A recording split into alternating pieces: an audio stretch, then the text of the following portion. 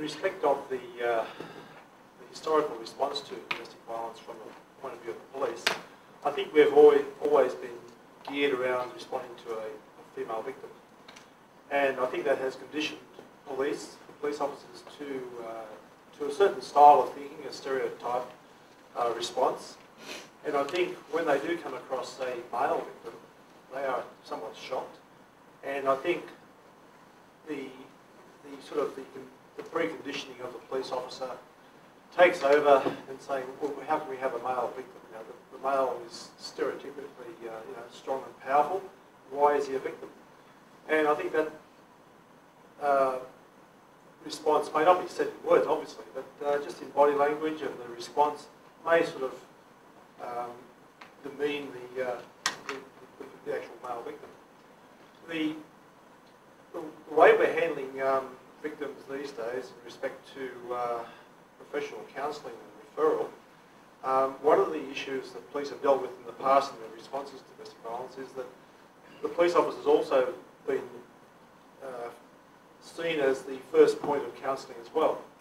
The police attending a situation or receiving a report of domestic violence from a victim has often felt obliged to try and assist that victim with some advice, some avenues of assistance, and quite honestly, they're not necessarily trained in that field. And the police are the first the police service are the first to admit that they are not trained counsellors. Obviously, many police do have some psychological training, psychology training, etc. They're probably well equipped to, but across the board, we would not suggest that they do provide that in any in-depth counselling. We have a system. We have introduced systems recently by gaining the informed consent of a victim, and we speak generally of females in this situation, whereby they sign a card, a yellow card, which is part of the Domestic Violence Proactive Support Service, DV Pass, and it's a system where we actually utilise a referral process to a local organisation, a welfare organisation, and more recently, we're just in the process of finalising an MOU with the DOC's DV line, so that police will actively refer victims of domestic violence to the DV line to receive a call back from the DV line to the victim, rather than the victim calling the DV line as a first step of assistance. Male victims, on the records of the DOC's DV line, they have received calls from male victims, and they've on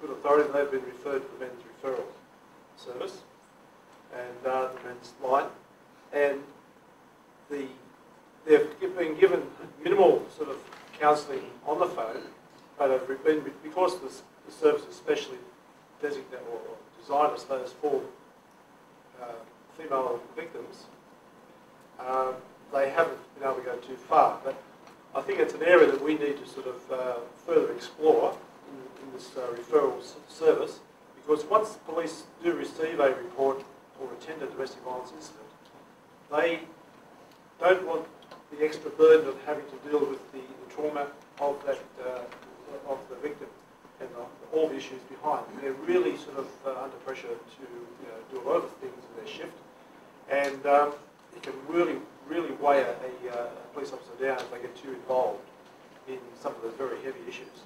So the referral process we see as a very positive strategy. The police will feel confident in passing that information on to a professional service, and that can apply to males as well. And even if a male perpetrator wishes to have a referral, in fact, many police are asked by male perpetrators, where can I get help? They are often referred to the white pages or the men's line, but in this case I think we might need to explore further avenues of a positive referral process for the male perpetrators and victims as well. Sorry, what we did as part of the Canterbury Bankstown domestic violence response team project, the integrated response, when we looked at community education and how we might be able to engage with men and how we might be able to move forward in a different kind of community education with men. What we did, we identified key male workers in the Canterbury Bankstown area. We invited them to come together under a working banner of Men Against Violence, and this core group, this core working party, meet regularly, and they have recently participated in developing a drink coaster, which is now in licensed premises across the Canterbury Bankstown area, that challenges the underlying attitudes and values and beliefs that would support violence against women. So I guess what we're talking about is engaging men to think about respectful behaviours in relationships, if we're looking at from a wider community education format. And that's been quite successful.